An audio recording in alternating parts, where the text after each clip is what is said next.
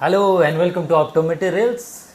I am Dr. Noor and today we have a very esteemed guest, Mr. Boobalan. He has been working in Tanzania, Africa for the last 20 years. So today we have got the opportunity to interact with him, little more about your background, your optometry careers. Thank you, Dr. Noor. It is a long journey since almost like 30 years before I graduated from Elite School of Optometry. Later on, I left India in 1996.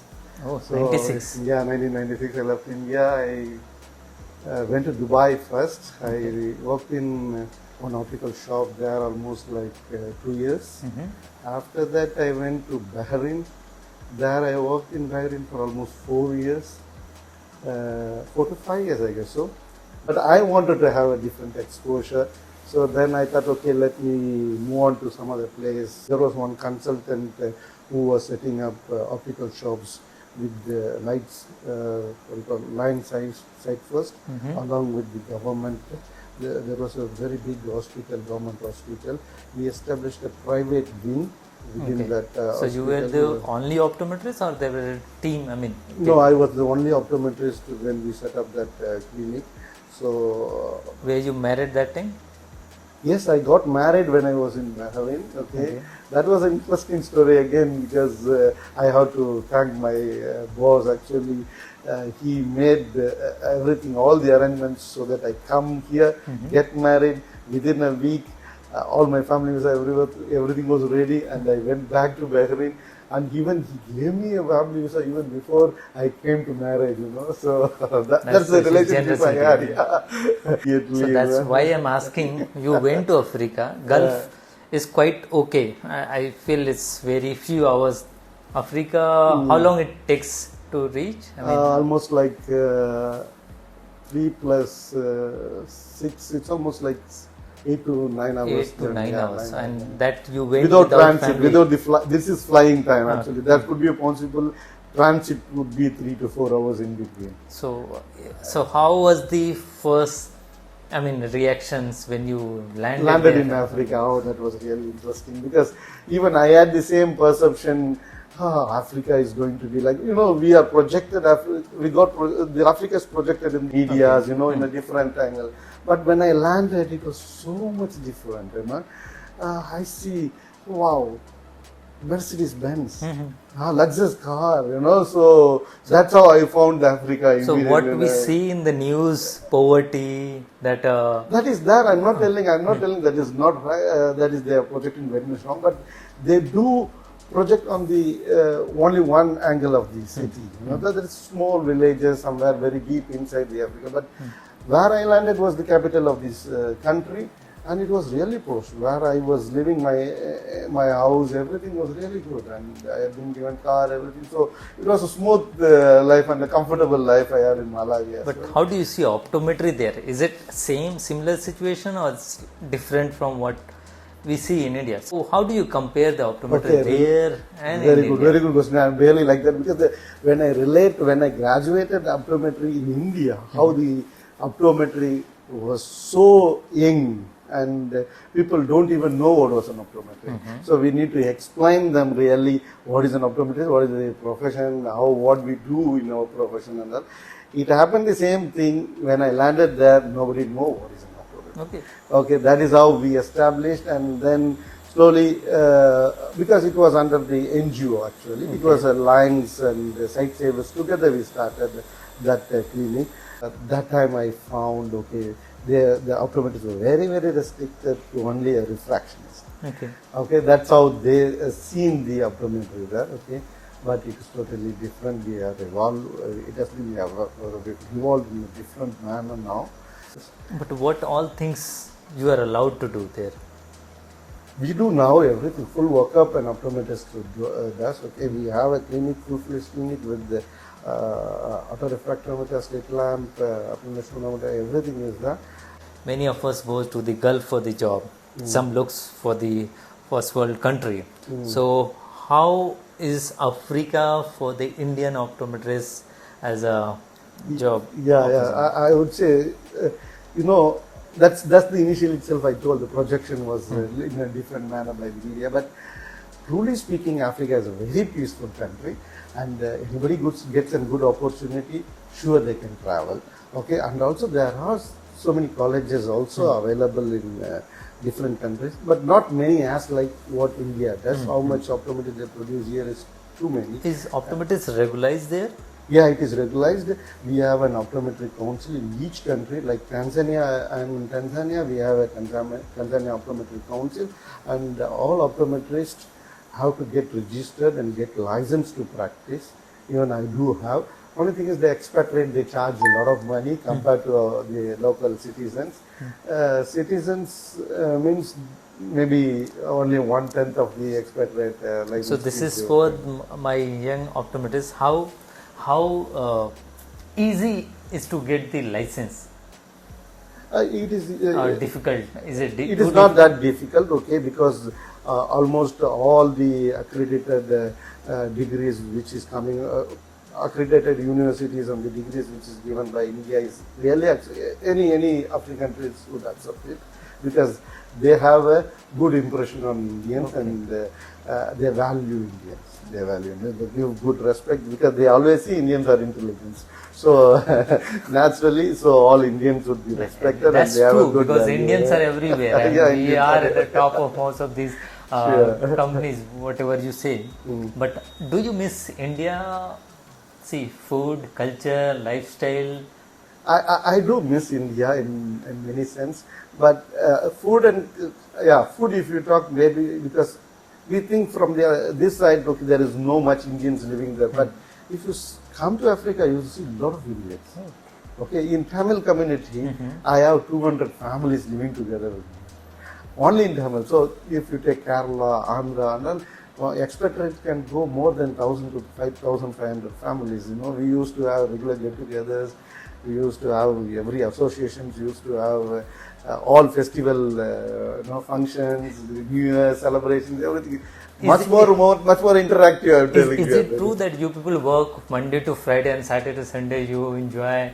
Yeah, exactly. So Monday to and it is because I'm in a NGO hospital, so the timings are so regular. From morning we start 8 up to 4 o'clock. And also now we have evening clinics and all, but I don't stay. Our optometrists will be on rosters. But Saturdays and Sundays is off. If you're working in anything extra, that is up to individuals, and they will be compensated for that. So friends, he is from south of the India, working in Africa, and today at the time when we are shooting this, he is in north of India. So can you tell why you are in northern part of the India? That is interesting. Basically, I graduated 30 years before, and I was always like to learn. I wanted to upgrade myself, and I was looking for opportunity which never happened for last couple of years. And it happened, sometimes you expect unexpected in your life. Now that is how it came in. Right. I happened to go to Dubai and meet one of my seniors, Devakani. Then she connected with our Adi sir. Then we had a lot of conversations. Even I had been thinking, at this age, should I do or not? Then I thought myself, if not now, when? Okay, let me go ahead. And that is the decision I was thinking, okay, whether to do it or not, no. Let me log in now, and immediately I paid. And then I said, okay, I kept my first step, I cannot come back now. Let me go and complete. So friends, he is here for his post-graduation. He graduated 30 years back, and he is back to school again for his post-graduation. So that's, really something, unbelievable, very hard to take that step, because in his class, there are the students who are, I think, his son or my daughter's age. age. So it must be very different feelings. How you like in the classroom after so much? You have a age gap. So how was the class? What do you feel? कैसा लगता है? Classrooms का atmosphere, माहौल. Okay, learning is a continuous process. That's how I see it. Okay, there is no age for learning, and age is just a number. Correct? Age is just a number. And after coming here, And my classmates and batchmates, really they made me much more younger now.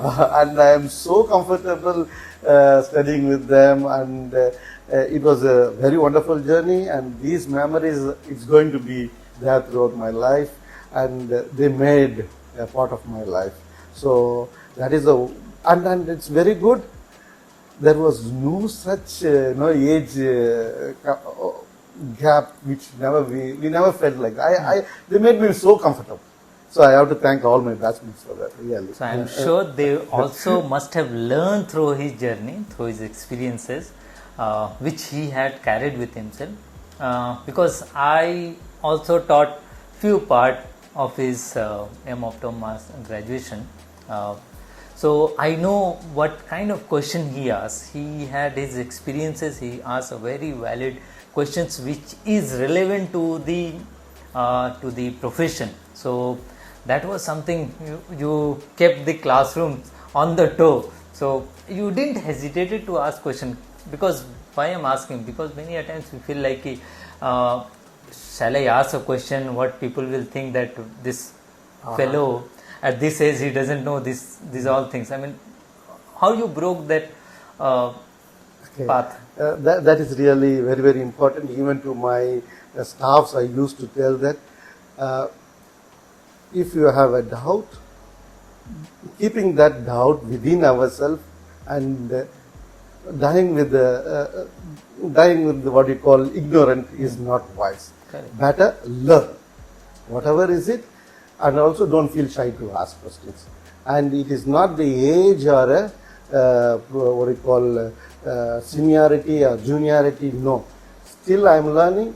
Even to my staffs, even the young staff last month we recruited, I told her, okay, it's a learning process. You're going to learn from me. Even sometimes I might be learning from you. So learning, don't feel shy, never feel shy, and there should not be any hesitation to ask any questions. We are here to learn throughout our life, and I will be asking any questions when I don't know anything. Example, learning is a process. It's a never-ending process. We all learn, evolve each day. So that was really thankful that you joined the program. You came to us, to this institution through which I interacted, and found you totally different persons. We learned a lot through your experiences. But to my audience, if you could tell few lines on why they should join higher education, or is it education important? I mean, you can be the better person to tell this, why we should study. Or first of all, I need to thank Dr. Noor sir and all the faculty members, because it's very important how you take us, because and how you feel comfortable to even teach us, so that is was very important, and you made us comfortable, and we felt very comfortable with you. See, I'll stop you. It was very different, like he calling me sir, I am also calling him sir. So we both were a student of each other, and we learned through each other. Please. Okay. So and also I have to thank Adi sir for giving me this opportunity. If this opportunity would have not happened, then I would have not had anything in this last 2 years, or any change in my career. No, my career would have been on the same way, okay, going a straight line. But this made some, what I could say,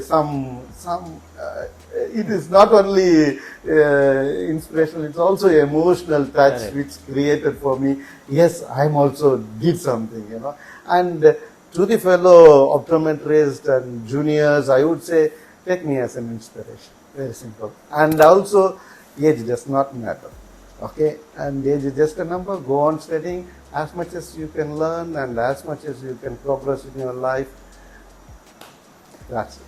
Thank you for interacting with us, and through his life you understood that after 30 years of his graduation, where he has achieved almost everything, he has family, he has a good I'm sure salary he must be earning. He has established everything. In spite of that, he preferred to join a higher education. It was not just for only a paper or a degree. It was just for the search of knowledge which he has gained at this age. So I request each one of you that don't stop, learn every day, and there is no time or right time for any learning or the education. Whenever you feel that you are okay or you want to learn, keep learning and continue doing that. So that was Mr. Boobalan from us from Tanzania, and I hope you like this video. And if you are new to this channel, please subscribe the channel, keep following us. I'll be bringing much more interesting personalities in the optometry who have done very good, or they are doing too good in their life, which could be inspiration to each one of us. Thank you for today. I am signing off. Take care. Bye bye.